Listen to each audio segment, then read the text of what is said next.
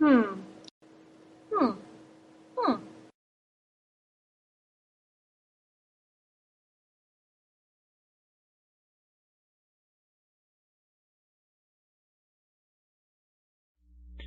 Bien, comenzamos con una nueva semana.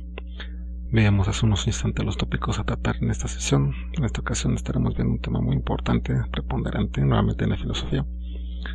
Y el tema es el poder del Estado sobre el individuo, sobre cualquier individuo, vivo, muerto, es un bebé, un niño, un anciano, un invidente, un transexual, hombre, mujer, como sea. Estaremos observando cuál es el marco de legalidad, bajo qué lineamientos se puede controlar a un individuo, a su subjetividad. ¿Por qué es menester controlar a un individuo, el ser humano en el Estado? Bueno, eso lo estaremos viendo en esta ocasión.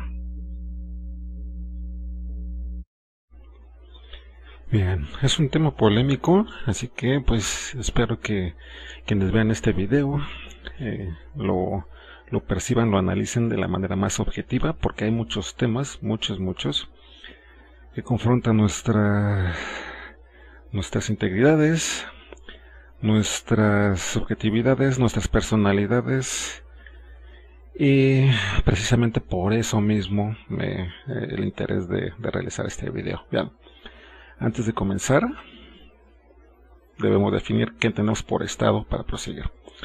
La palabra Estado ha sido sinónimo de república durante largo tiempo. Etimológicamente, Estado proviene del latín status, que significa estar, pero esto es muy vago.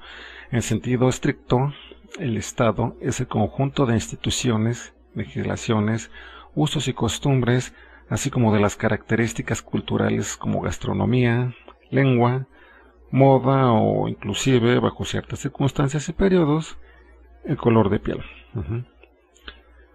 Todo esto dentro del derecho público así como del derecho privado, y esto asimismo es propio de la república, que en su etimología es la res publica, la cosa pública. Esto es lo que se manifiesta socialmente entre individuos, en la sociedad misma. El Estado es el encargado de proveer los aspectos que condicionan y facilitan la movilidad social, jurídica, emocional, psicológica, económica y moral entre sus habitantes, sean quienes fueren. Y es el Estado mismo el que conduce nuestras subjetividades hasta cierto punto. Entonces, detengamos la dirección, el sentido de nuestra perspectiva antes de continuar argumentando más. Y observemos detenidamente, cualquiera que vea este video, detengámonos, lo que estamos viviendo. ¿Qué vemos en la calle? Personas viviendo, se me podrá argumentar, sí, que se mueven, están en movimiento, andan a pie, en carro, sí, pero viviendo ¿cómo? Como ellos creen que se debe vivir, como sus padres les obligaron, como sus usos y costumbres les han conducido, como la geografía e ideología les ha condicionado, o como deben comportarse por medio a las consecuencias legales de sus actos, o como el resultado de todo esto, o como ninguno. Vamos a explicarlo. En el derecho privado, los contratos entre individuales y circunstancias personales son celebrados, ¿no? Rousseau, contrato social. En el derecho público, las interrelaciones que hay entre las instituciones, legislaciones y los particulares deben ser regulados para una mejor convivencia. Así pues, la interrelación entre los actos privados, los públicos, las manifestaciones sociales del individuo para consigo mismo, así como para el radio social inmediato, su familia, amigos, pareja, empleo, tránsito social, será un amasijo entre aquello que he aprendido, que me han enseñado, de los usos y costumbres de mi geografía, así como de las imposiciones sociales, familiares y religiosas, así como de la educación que reciba tanto de los prejuicios, de las experiencias obtenidas, el conocimiento a priori y a posteriori, así como también de aquello que no quería creer y de lo cual me obligaron a creer, de lo que no quería explicar y me obligaron, así como de las decisiones mías y de las de los demás. El Estado, pues, se convierte en algo público, la res pública, la sustancia social en la que todos participan, todos son parte de ella, donde todos se funden en el anonimato, donde cada uno se considera una autoridad moral. Este es un grave problema, un muy grave problema. Cada uno de nosotros nos consideramos una autoridad moral ante los demás, y donde cada subjetividad no importa a nadie a menos que se multiplique per se y seduzca por medio del idealismo a más habitantes y contribuyentes fiscales. Y aquí comienza el grave conflicto que vamos desarrollando en el ensayo. Y llegamos al Estado moderno. Aquí cabe diferenciar lo que es el Estado de la legislación y de las instituciones. No es el mismo concepto. El Estado es el conjunto de leyes, instituciones, usos y costumbres, gastronomía, lenguaje y vestuarios típicos de una región. El Estado es algo intangible, ya que es una postura legal. Aquí recordemos lo que decía George W. Bush, que iban a destruir el Estado Islámico. Pues no veo cómo lo iban a destruir, porque es algo social, algo intangible. El Estado Islámico está diseminado por todo el planeta. O sea, no está regido por fronteras físicas como tal, sino que es algo más psicológico, un Estado. Al llevar a las masas en un territorio, entonces se convierte en un país. Por su parte, esta legislación, es el contrato social por el cual se celebran acuerdos para evitar desavenencias entre particulares, y es respaldado por la Carta Magna bajo un contexto de unanimidad. Y finalmente, una institución es el edificio social, físico y psicológico que se fundó con base en los usos y costumbres de un sector en particular. Ahora bien, ¿cómo ejerce el poder estas tres características sobre el individuo? La legislación coercitivamente legal se ha tornado en una legislación social, psicológica, económica e ideológica. En la Edad Media, recordemos, el poder lo detentaba la corona o el papa, el rey en sí. Ahora se ha atenuado de manera tal que no vemos dónde inicia y dónde termina la coerción del Estado. Donde no vemos una legislación vigente, encontramos poder anónimo, y esto podemos visualizarlo al salir precisamente de la calle o al estar sentados en nuestro sofá.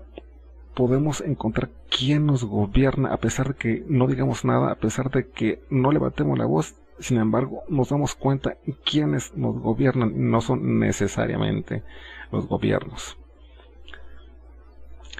¿Qué pasó? Entonces, el poder del consumo, encontramos aquí precisamente el poder anónimo, el poder del consumista, el poder de la mayoría silenciosa, el poder de los que son mayoría, el poder de la ciencia, así es, el poder de la ideología, el poder de la violencia también, y el poder situacional. Cuando una situación se da, cuando se propicia un contexto, eso ni siquiera lo habíamos tenido en cuenta, porque somos extraídos de nuestra zona de confort, algo que ni siquiera nuestra mente, nuestra casa había contemplado. Ese es otro tipo de poder. La autoridad se ha convertido en algo abstracto. El jefe de Estado es relegado, ya que potencialmente podría atentar contra su pueblo en perjuicio de su moral, y ya no es visto como algo respetable, ya que además puede que no sepa lo que es mejor para su pueblo. Aquí en este punto hago un breve paréntesis. Recordemos lo que comentaba el actual presidente de México, que no es gran ciencia, así con sus palabras, No es gran ciencia hacer política. Claro, si se gobierna con cualquier ocurrencia, claro está. Sin embargo, recordemos lo que decía Platón, el rey filósofo. Cuando el gobernante supremo de un estado desea estar preparado y ejercer legalmente las políticas públicas, tiene que saber de geometría, tiene que saber de cálculo, tiene que saber de legislación. No es así de fácil como expresar, es que no es gran ciencia, que no. Es la ciencia más compleja de todas. Poder organizar, poder detentar el poder sobre cantidad ingente de personas, poder controlar sus libertades, sus decisiones, sus deseos, es lo más complejo. ¿Cómo que no va a ser gran ciencia? Alguien que no sabe precisamente de lo que está hablando, lo puede decir así. Entonces, continuemos. La religión en últimas décadas se ha menguado debido a que moralmente ya no se le requiere. También vamos hacia allá. La razón, simple y sencillamente, que el ser humano se considera su propio Dios, hecho a su propia ideología y semejanza. Recordemos lo que decía Protágoras: el hombre es la medida de todas las cosas. Hacemos nuestra mente, nuestra realidad, nuestra verdad acorde al ser humano y acorde a lo que vivimos según nuestra conveniencia. El Santo Oficio se convirtió en un sistema social en el que se perseguía al humano que fuese, con tal de perseguir, y el fundamento de hacerlo variaba, pero a final de cuentas se perseguía algo, alguien, como fuese, donde fuese, a la hora que fuese. Entonces cabe preguntar, ¿cómo el Estado ejerce su poder sobre una especie que no teme a nada, no cree nada excepto en su propia moral convenenciera, y que desea imponer su propia subjetividad? Es una pregunta muy muy compleja. La respuesta no es consoladora, por medio del control. Desde que el homínido ha surcado las estepas y escamoteado devaneos en las cuevas, se ha hecho preponderante el hecho de que si la misma especie no rea a sus miembros, la especie no subsistirá. No solo la especie humana, vaya, cualquiera. Podemos ver a los leones, a los jabalíes, a cualquier especie que está en conjunto, que es cantidad 20, 40 miembros de la misma especie que van en conjunto. Si se separa uno, pudiera ser que se separasen dos, y si se separan dos, que potencialmente 4 o 6, entonces esto fractura la estructura interna de la especie. Pueden ser víctimas de los depredadores. Así es. ¿Puede apartarse un miembro? Sí. ¿Puede pintar en las cuevas algún jeroglífico? Sí. ¿Intentar cazar a un bisonte? Sí. ¿Formar su propia religión, país, colocarse un pañuelo verde en el cuello? Sí. ¿O crear armas nucleares? Sí. Pero eso es parte de apartarse un periodo, nada más un periodo del rebaño. Eventualmente el individuo regresará. De lo contrario, si la tribu se esparce sin cohesión, lo que les comentaba hace unos instantes, no habrá procreación, y por más ideologías que hubiesen transitado en la horda, lo que realmente podría extinguir la especie sería su propia estupidez. Así es. ¿Qué estupidez? La que manifiesta ontológicamente el ser humano, hombre o mujer. ¿Cuál es? Pues creerse un Dios que lo sabe todo, que puede destruir otras especies, la suya misma, tener el poder sobre la vida y la muerte, definirse autoritariamente como la especie más inteligente del cosmos, del universo, cuando no lo es realmente. Conducido por su propio hibris, por su arrogancia, vaya, la hibris es la arrogancia en griego. Cabe analizar entonces qué sucede con una especie que se considera así. Pues no cabe de otra que controlarla, o se destruirá a sí misma en el camino, va a destruir su hábitat, su ecosistema, y a mí también, y a los demás también, a las demás especies, y a su propio planeta, por su arrogancia, por su hibris.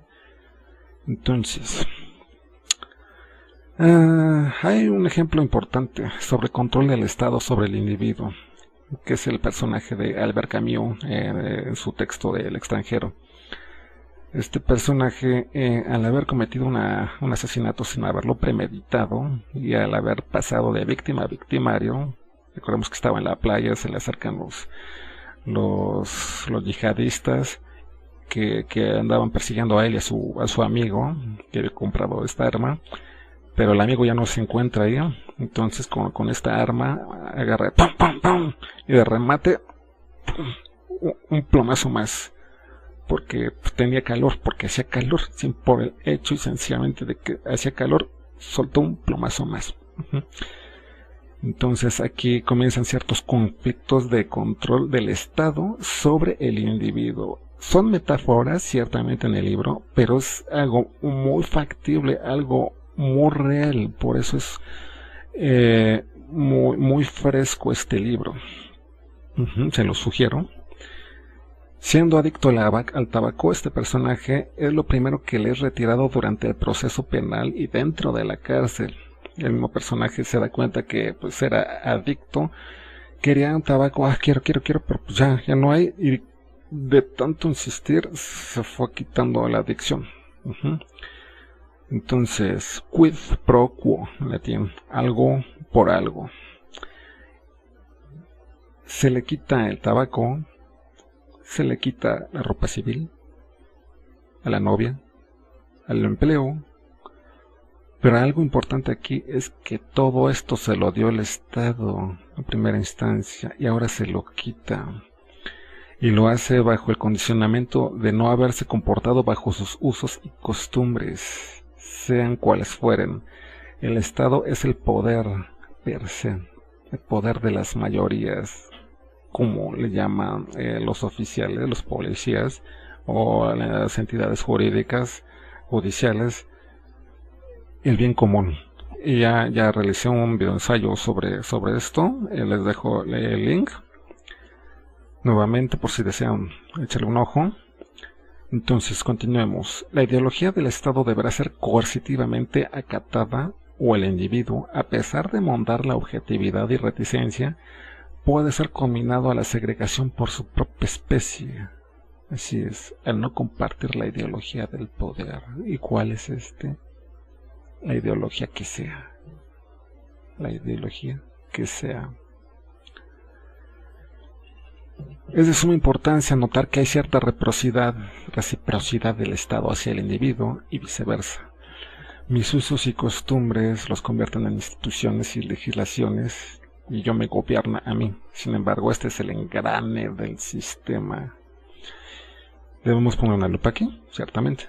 Mientras muevo socialmente un concepto, el sistema que ayude a poner en marcha me puede detener y sancionar si no hago lo que él impone, pese a que yo lo erigí, a que yo lo ungí, yo lo puse en movimiento y ahora me quiere controlar paradójicamente. Y esto es el comienzo de la coercibilidad del sistema. La misma coerción propicia que la ideología se ponga en marcha para revestir las instituciones.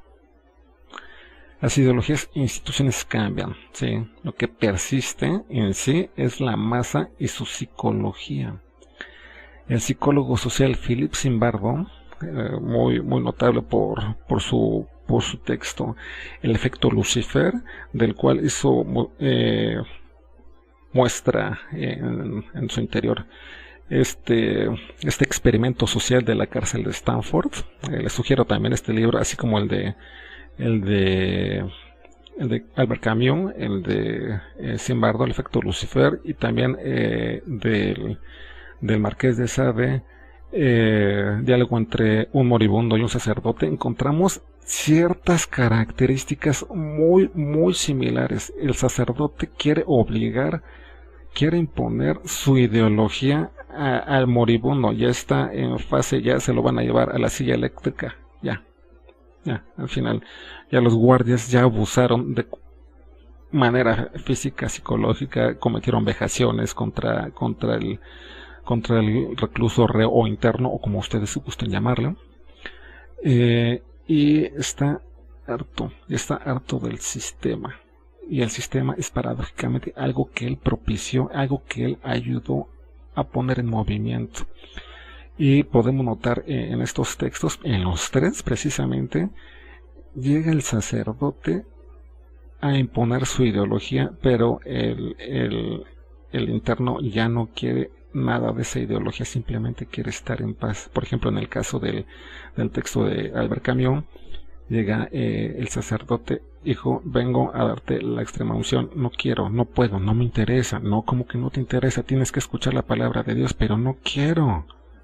Son imposiciones del Estado, yo quiero estar en paz mis últimos momentos, pero tienes que creer en Dios. No quiero, que no quiero. Entonces el sacerdote tumba al personaje, al reo, al supuesto imputado del delito de asesinato, lo tira, está en el suelo. Tienes que creer en Dios, tienes que creer en Dios. A ver, guardias, llévenselo.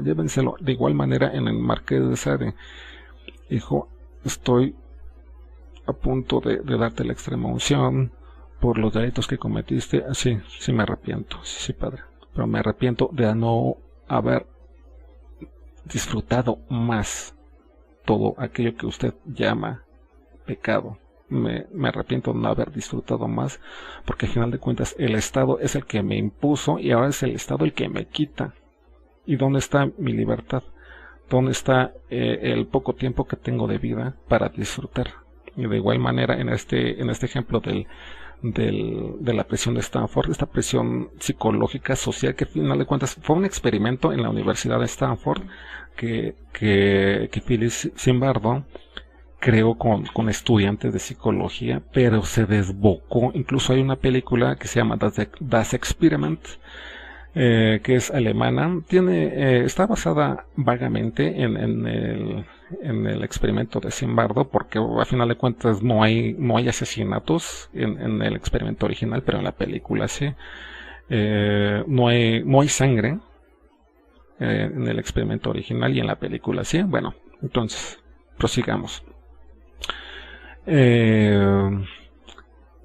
Sí, Zimbardo hacía énfasis en este poder situacional, que surge precisamente, como les comentaba, de la imposición del Estado y el engranaje del sistema, que propician que estemos en una situación que no habíamos vivido y en la que no habíamos presenciado antes. Esto es sacarnos de nuestro entorno, mismo que propenderá a crear cierta agresión de las circunstancias hacia mí y viceversa. El sistema va a ser agresivo hacia mí y yo hacia el sistema. Entonces,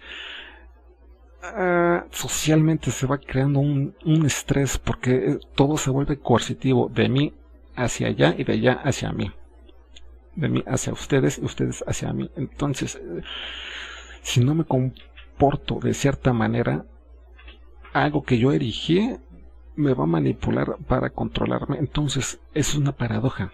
Entonces, los casos más representativos de estas paradojas son las ideologías posmodernas, seas cuales fueren. Llámese feminismo, veganismo, socialismo, islamismo, consumismo, etcétera. Ojo, yo no me estoy refiriendo a que sea malo cuidar de los animalitos. No. Yo no en ningún momento me estoy refiriendo a que sea malo tener un credo. No. O sea, es muy sano, sí, querer levantarse día a día por algo. Es algo muy, muy ético apoyar a las mujeres, sí. A valorarlas como lo que son, como seres humanos, sí. Pero en el momento en que tenemos un ismo, esto ya lo expliqué también en el video anterior de El Bien Común.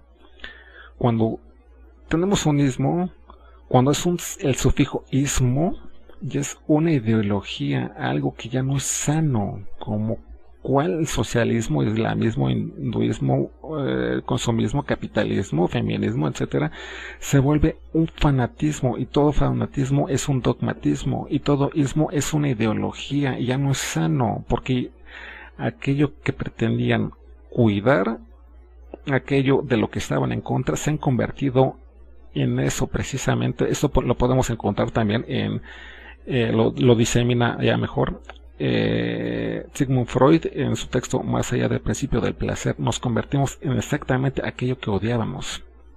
Entonces, las normas son algo común para tener cierta estabilidad, sí, para tener cierto límite moral. Por ejemplo, no poner la mano sobre la lumbre, no podemos quemar, o no poner los dedos meterlos en un enchufe, cosas así. Esas son normas éticas, o sea, es algo, quizá no llamarlo ético, sino es sentido común. Yo no me gusta mucho decir sentido común, porque regularmente quienes se refieren a este concepto regularmente están equivocados. Yo por eso prefiero referirlo como algo ético, como una norma ética. Sin embargo, hay aspectos que no son normas éticas, que no son límites morales, como cuál acatar estatutos, leyes internacionales que no me apoyan ni a mí ni a nadie, sino exclusivamente a un sector privilegiado. Y eso no es un límite moral, eso es conveniencia jurídica. Entonces, cuando el Estado coacciona límites que no pedimos, que no son nuestros, que las mismas minorías imponen y que engendran odio, debemos revisar y cuestionar al sistema mismo. El mismo influjo de este sistema condicionará que la agresión del individuo hacia la ideología impuesta sea algo perpetuo. El hombre arcaico, al ser impuesto coercitivamente en su libertad para con la tribu, ciertamente va a sentir molestia y agravio, y va a odiar estar incluso con sus compañeros.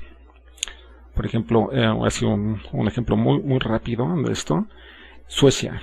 Como le explicaba a mis estudiantes hace año y medio, 2 años, casi 3 años también, Suecia había sido un país matriarcal, gran tasa de divorcios, no había compromisos sociales hombre y mujer, no, gran libertad sexual por parte de la mujer, sí, había muchas rubias, sí. Sin embargo, por eso mismo, porque eran políticamente correctos, comenzaron a abrir las fronteras, tanto psicológicas, sociales, físicas, comenzaron a adentrarse los inmigrantes. Ojo, yo no es que esté en contra de los inmigrantes, por eso mismo tenemos números arábigos, números romanos, hablamos con lenguas romances, italiano, francés, incluso mis apellidos son vascos, hablamos castellano, etcétera, etcétera, mezcolanza italiana con europea, los criollos, mestizos, etcétera, etcétera. Es muy difícil no poder amar la migración. Sin embargo, debemos especificar a cuál nos referimos, si a la legal o a la ilegal. Como les comentaba, en este caso de Suecia, comenzaron a abrirse las fronteras y entonces comenzaron a adentrarse musulmanes, y aquellos rollos que existían en Suecia comenzaron a dejar de estar en las calles, comenzó a poblarse de islamistas. Los mismos islamistas comenzaron a hacer desmanes en el país, comenzaron a entrar negros, y de repente ya no conocemos Suecia como tal, como era. Inclusive hace poco tiempo que se difundió también un panfleto en la misma sociedad sueca que se prepararan, en el que se establece que se prepararan para la guerra, porque ya no es el país como tal lo conocían. La migración había conformado una estructura de caos, y esto por ser políticamente correctos, por dejar que el Estado impusiera lo que se le pegara a su gana. El Estado entonces no es una ley absoluta. Recordemos que regularmente sus imposiciones son reflejo de nuestra ideología.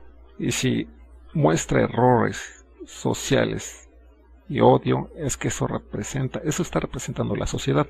Recordemos que la segregación racial hacia los negros en Estados Unidos fue legal. El antisemitismo en Alemania también. El esclavismo en la antigua Roma. En Texas es legal enviar la silla eléctrica. Y ahora el Estado pretende que se legalice el aborto y el odio hacia el varón por haber nacido hombre. A nivel mundial. México, en Argentina, en Brasil, en Bolivia, España, Alemania. Sin embargo, esto propicia que el núcleo primordial lo resienta. La familia. Si no hay familia nuclear, no hay amor, cariño, amistad. Los padres no pueden dialogar con los hijos y estos pueden hacer lo que les venga en gana porque no tienen padres, alguien que los aconseje, alguien que los guíe. Se pueden convertir en consumidores compulsivos y ser fácilmente manipulables.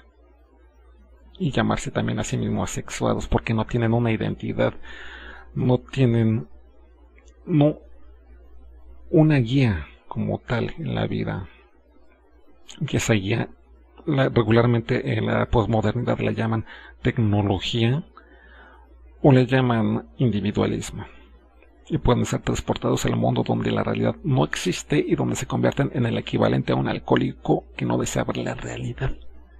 Esto es emplear cualquier subterfugio para evitar ver la cruda verdad, como es cambiar de sexo o emplear la tecnología, siempre andar pegado al celular, siempre, inclusive yo he visto que personas van en los transporte público, van con el celular en la mano y se caen de las escaleras porque no quieren dejar el teléfono, no lo quieren dejar.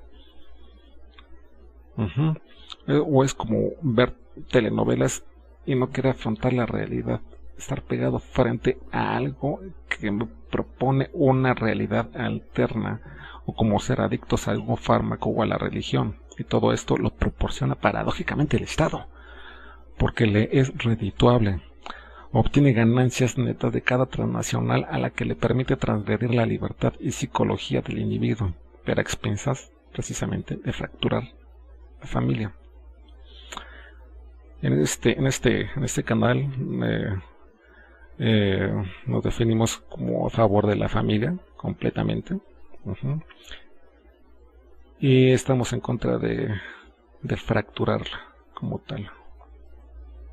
Entonces avistamos que el poder del Estado hacia el individuo es inmenso, y si no se ha acatado su lineamiento, será perseguido como en una inquisición postmoderna. El Estado no es una ley absoluta. Esto espero le quede claro a quienes estén viendo este video.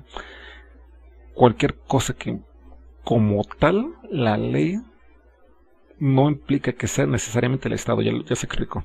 El Estado es distinto que la ley y que una institución. Por el hecho de que lo imponga el Estado no implica que es ético o que es justicia. No, simplemente porque le conviene al gobierno, al Estado, lo está imponiendo, nada más, no porque sea ético. No tiene la verdad absoluta el Estado. Recordemos a los hikikomori, los japoneses, estas personas que se enclaustran. Es muy triste esa realidad. No se involucran en nada social y optan por cancelar sus interrelaciones con el exterior, confinándose a una habitación de por vida, porque no quieren participar en lo que se mencionó ya hace unos minutos, claro. Pero esto tampoco es la solución, ya que el mismo Estado proporciona paradójicamente al enclaustrado lo necesario para que esté precisamente encerrado. ¿Cuál cárcel? Aislado de la familia, del consumismo, del contacto social, de un apretón de manos, de sonrisas o burlas de la religión, del sexo, de impuestos, de la vida misma. ¿Hasta dónde? Entonces aquí hay que preguntar, ¿hasta dónde podemos permitir la imposición del Estado? ¿Hasta dónde éticamente notemos que no fracture nuestras relaciones personales ni coarte nuestra libertad?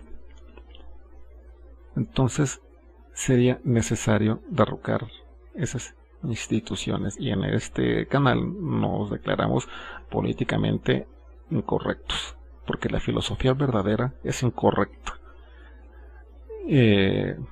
reitero, como he hecho en anteriores videoensayos, la filosofía verdadera es políticamente incorrecta porque está en contra precisamente del Estado. Recordemos a Aristarco de Samos, recordemos a Bertrand Russell, recordemos a Giordano Bruno, recordemos precisamente a Sócrates, que todos tuvieron desavenencias con la autoridad precisamente porque estaban en contra de ella, de las imposiciones injustas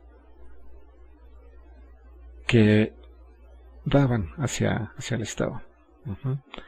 Entonces, yo creo que hasta que la dejamos ya me demoré mucho explicando, pero me parece que era un tema importante que tenía que tratar. Ya quería subir este video, pero no había tenido nada de tiempo. Tengo inconclusos algunos videos. Vienen temas muy interesantes, muy interesantes, así como también los tutoriales en 3D. Ya los tengo, pero no tengo tiempo de subirlos porque he estado muy ocupado. Entonces, perdón por la tardanza. Y recuerden, debemos transmitir el conocimiento para seguir evolucionando. Y si con ese conocimiento no ayudamos a nuestra especie, es que no hemos aprendido nada. Seamos mejores hermanos, mejores hijos, mejores padres, mejores hermanos, mejores novios, mejores esposas, mejores hermanas, mejores tías, mejores novias, mejores seres humanos, no porque yo lo diga, sino porque ustedes lo necesitan. Porque la sociedad, la humanidad lo necesita y los necesita a ustedes mismos. Entonces, si tienen comentarios, dudas, alguna aclaración, si ya me comenzaron a odiar, aquí en la caja de comentarios, por favor, y saludos cordiales.